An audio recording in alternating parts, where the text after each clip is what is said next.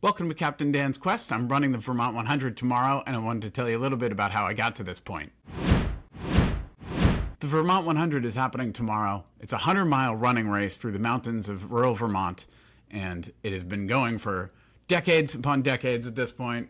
How did we get to here? Well, I guess you could say that I was born into it. My dad was constantly pushing himself to do newer and bigger things. He tried to run 100 miles in one day, a decade before I was born, with my mom following him around in the car for the day, and he made it 60-something miles. I have always had that memory, and it stuck with me. And then in 1994, I was diagnosed with type 1 diabetes, and it did not take me long after that to set the goal of running the Boston Marathon to prove to myself that diabetes wasn't going to ruin my life. And I trained for it with the help of my coach in school, and I ran the Boston Marathon, and I completed it in 3 hours and 50 minutes, thereabouts. It was 1994. There was no chip timing. I didn't have a GPS watch. I didn't have any watch. And they didn't have wave starts. They still allowed bandits to run, which is to say that they let those people who go without numbers run at the back of the pack. Back then, it used to be mostly BC college kids. And then I ran cross country in high school, and I ran it in college, but I dropped out of cross country in college, deciding that partying was more fun. I did end up running one more marathon during college, ran to Boston as a bandit again, and then flash forward a whole bunch more years, and in 2008, I thru hiked the entire length of the Appalachian Trail, 2,176 miles of it. And it was the hardest thing I ever did in my life at that time. And it took 4.5 months, and it took a lot out of me, but it was a different mentality. It was like your day-to-day job. This is the way life is going to be for 4.5 months. And it required a different mental outlook to accomplish. From there, however, my life ended up continuing on a downward trajectory. I drank more and more and more and more, and it became a bigger and bigger problem. And then I started smoking cigarettes, and that became a bigger and bigger problem. I continued to run marathons during those years, but I wasn't giving it my all. I wasn't able to accomplish the goals that I wanted to. I wanted to break a 3-hour marathon. I never even got close. 3:19 was my best marathon I ever got to. Then I stopped entirely for a whole bunch of years. Until about 2 years ago, 2.5 years ago, I quit cigarettes. 2 years ago, almost exactly 2 years ago now, I quit drinking. And very, very soon after that, my body just decided that, and my brain decided that I need to go out and start running again. And it didn't take more than a week or two until I realized that really what I needed to do with my life to make myself feel better about my life and to have something to push me forward day after day and keep me on a positive track was that I needed to set goals. And I needed to set bigger and better and heftier and more challenging goals, specifically around running and endurance and doing big things. And so I started out by saying to myself that I was going to get back into marathons, that I was going to run at least another marathon or two this year, and that what I would do is that I would qualify for Boston as my primary goal, first goal, and then my secondary goal would be to break 3 hours. That year, I ended up running 5 marathons. I qualified for Boston in the very first one of those. I ran a 3:06, which was a new personal best by 13 whole minutes from my previous personal best that I set 12 years earlier. I ran 4 other marathons that year, and 3 of those were also BQs. So I was really on the up and up. And during this time, I became so obsessed with running that I followed all of the Instagram channels. I bought all of the books. I read big books like Born to Run, and I read Scott Jurek's books, specifically Eat and Run was a big one for me. I read a book called Endurance, and here's a whole list of books that I read. I was doing all this running and all this training, and so you have all this time to listen to books, and that's primarily what I was doing, but I was also reading books at night. And I, during that time, couldn't help but become exposed to ultra running, which is something I vaguely knew of in the back of my mind. I wrote it off all those years, but as something for other people those crazy people who go and do that kind of thing, because I'd never be able to do something like that. That's just nuts. Those people are on a planet by themselves and has nothing to do with me.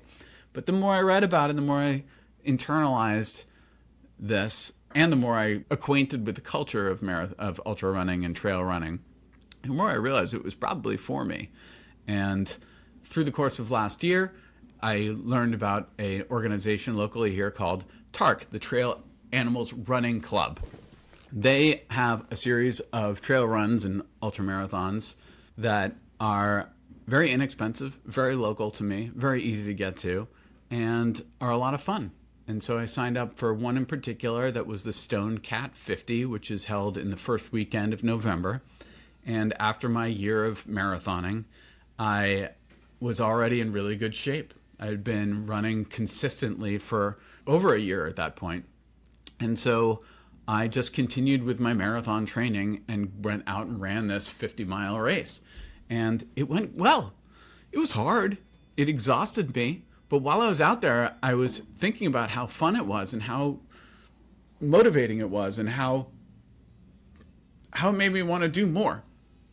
There's this race called the Western States 100. It comes up all the time because it is one of those most important ones. It's like the Vermont 100, but it's the Western States 100. It used to be a trail race for horses, and then it turned into a running race, and now there's two separate races, a trail race for horses and a running race for humans. They used to be the same. They used to run together. This guy named Gordy Ainsley was convinced one year to stop riding his horse and instead run the thing, and he ran it, and everybody believed that it was, after he did it, everybody realized this was possible, and then the race has grown from there.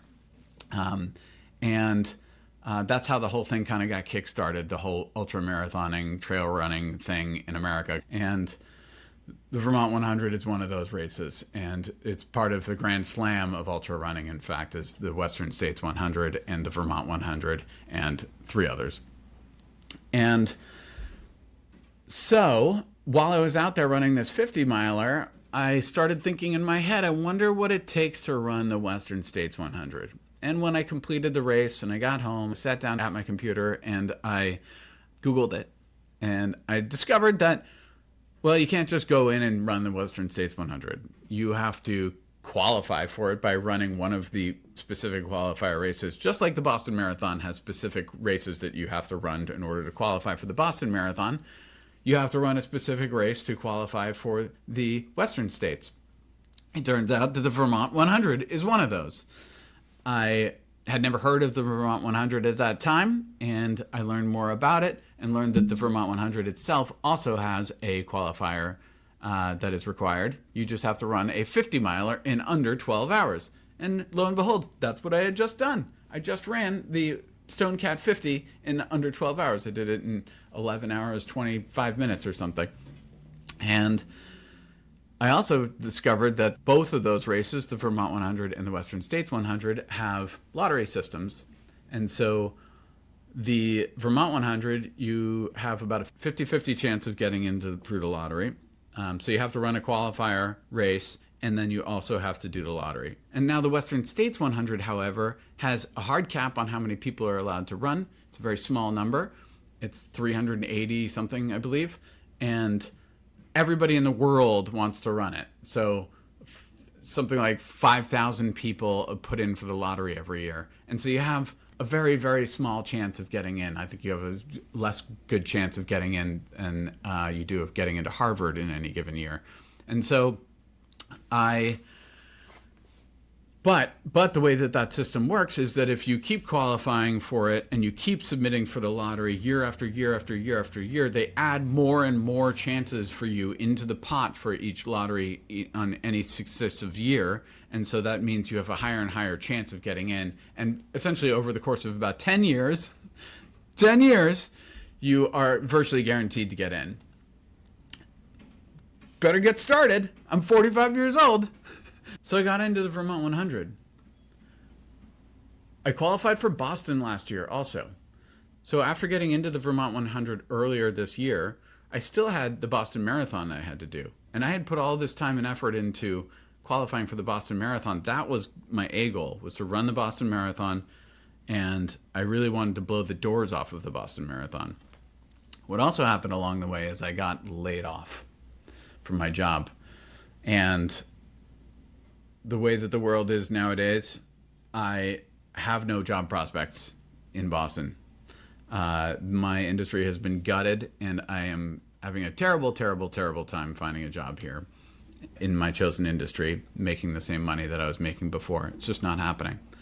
And so what I've been doing, at least, is making use of that time by running. And so I ran a lot, and I trained very, very, very hard for the Boston Marathon, which was in April.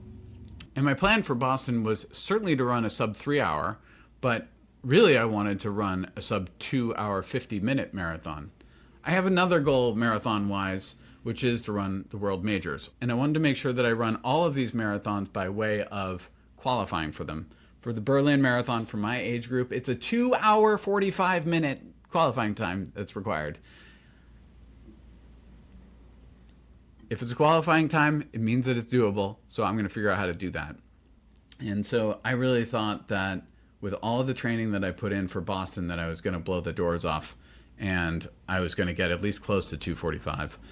And I went out there on Boston Marathon Day. Things were great, except that it was a little bit warm, and my type 1 diabetes did not play ball. I ended up having extremely high blood sugar that I was not able to bring under control until about 2 hours into the race. What that does is it dehydrates you really badly. On a warm running day, the warmest day of the year so far, the biggest, most important thing you have to do to run a marathon is stay hydrated. And so I drank and drank and drank fluid, and it didn't do anything, because with diabetes, when you have high blood sugar, drinking water isn't going to solve the problem. Bring your blood sugar down is what solves the problem.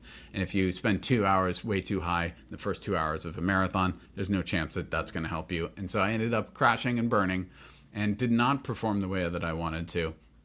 And so that was really disappointing. And I came away from that race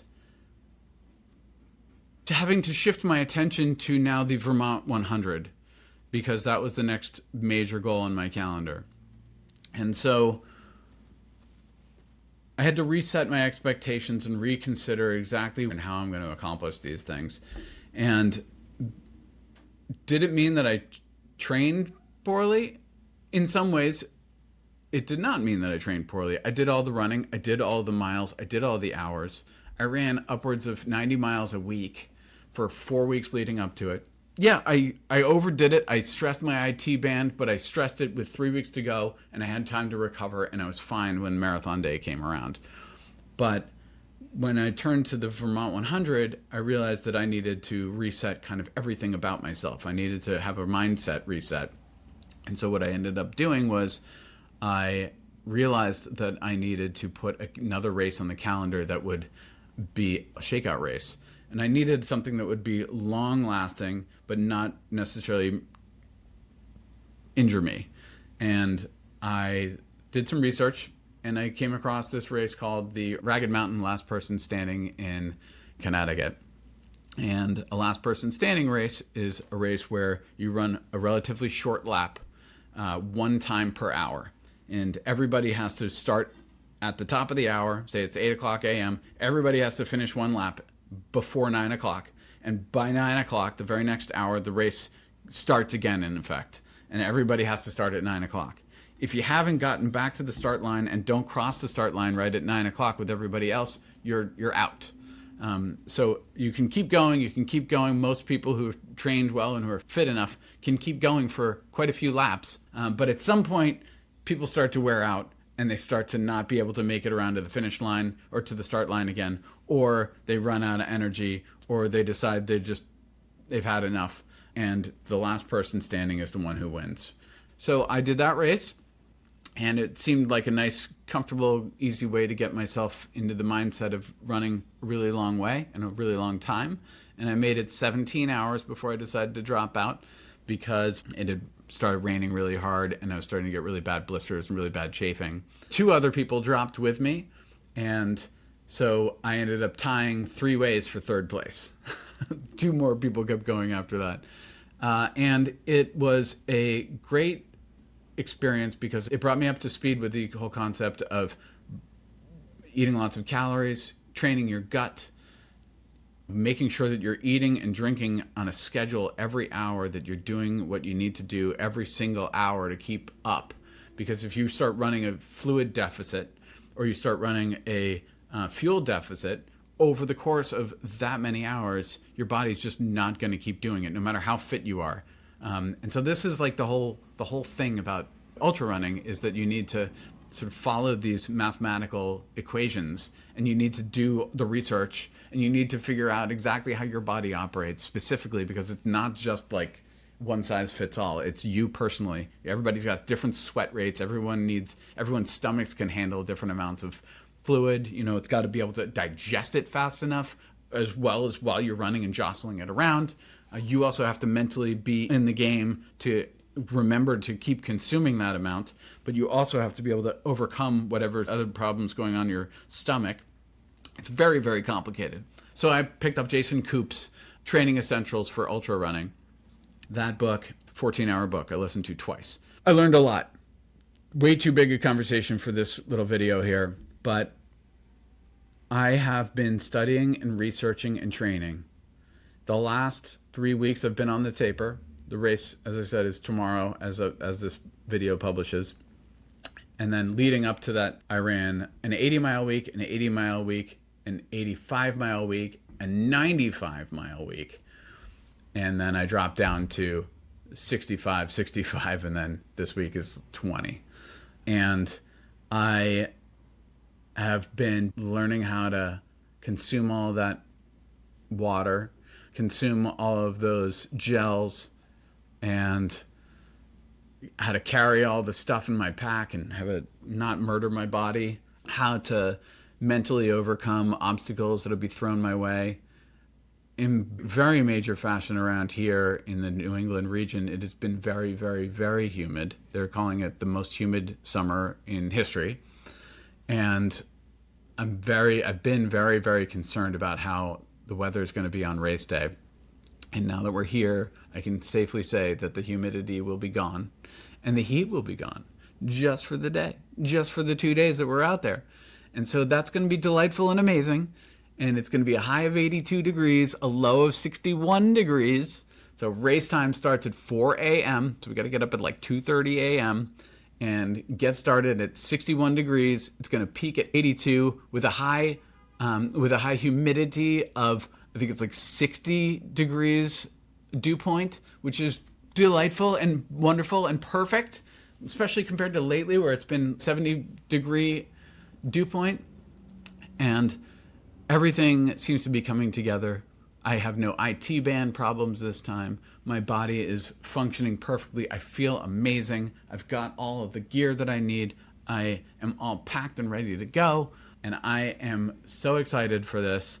And I cannot wait to get out there and do this thing. Now, really importantly for this race, as I mentioned before, is that I want to run the Western States 100. And in order to qualify for the Western States 100, you need to have finished a 100-miler in under 30 hours. The Vermont 100's cutoff time is 30 hours. So what my primary goal for the Vermont 100, the most important thing here is that I finish this race. So I want to do it in under 30 hours. I think that 30 hours is probably too slow for me. I think I'm probably capable of doing something like 20 hours if I really sit my mind to it. Because I've never run a 100-miler before, I don't really know that that's true. And I don't really know how to do this because it's impossible to wrap your head around what a 100-mile race looks like. So my A goal is going to be under 24 hours. Because that seems like a reasonable happy medium for me. So I am going to start this race and run my first 8 hours of this race at a 24-hour pace. That, folks, is 4.17 miles per hour, or about a 14-minute per mile pace. That's slow. This whole race is on dirt roads, very steep up and down hills on these roads, but it's all on roads. So it's going to be very, very, very, very difficult for me to hold my pace down.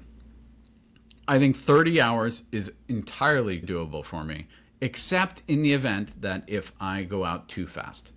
And I've read so many accounts of so many people, everybody who fails in this race basically goes out way too fast at the beginning and dies because it's such a long way. And so you need to force yourself to go really, really, really, really slowly in the first quarter to first half of the race. And so that's what I'm going to do. I'm going to force myself to go very, very slowly. I'm going to go a 24-hour pace. And if that ends up feeling too fast, I'm going to drop it back to a 30-hour pace. And I'm going to leave it till the last 30 miles to see whether I have any left in the tank to speed up and get any faster than that. So my A goal is 24 hours. My B goal is 30 hours. And if that B goal doesn't happen, my C goal is to make sure that if I'm not going to make it to the finish, that I go out by cutoff time and not by my decision to quit early. That means that each of the aid stations have a closing time, and that is on a 30-hour pace. And so if you do not leave any given aid station on time for that 30-hour pace, you are cut off and they do not let you continue the race. So that's the way that I want to go out. I do not want to go out by sitting in my chair and feeling crappy and have 2 hours till that cutoff time comes and be sitting in my chair and give up because, I feel bad. I'm going to wait through that bad period, and I'm going to fight my way through that bad period until I actually do get cut off, because I don't think I'm going to get cut off. So that's the goal. That's what I'm going to do. Here we are, one day till the race. We're going to get out there, going to do this thing, kick its butt. I'm filming this thing on Thursday, the day before, and we're going to get up there. We're going to check into the race tomorrow, and I'm going to get lots of footage of the race. I'm going to make a video out of that, and hopefully that's going to be a ripper of a video. We'll see. And wish me luck. Heidi, my partner, is going to be there pacing and crewing for me. Ian is one of my best buddies. He's going to be up there pacing and crewing with me as well. We're all going to drive up together. Annie, my dog's going to stay with my brother. And it's going to be awesome no matter what. So wish us luck. Come back and see us next week. Or I don't know if I'll get that big video out in 1 week, but it'll come out eventually. Otherwise, please like and subscribe to the channel. Keep following if you want more of these. And do please leave a comment. All right. Well, thanks for joining, and talk to you later.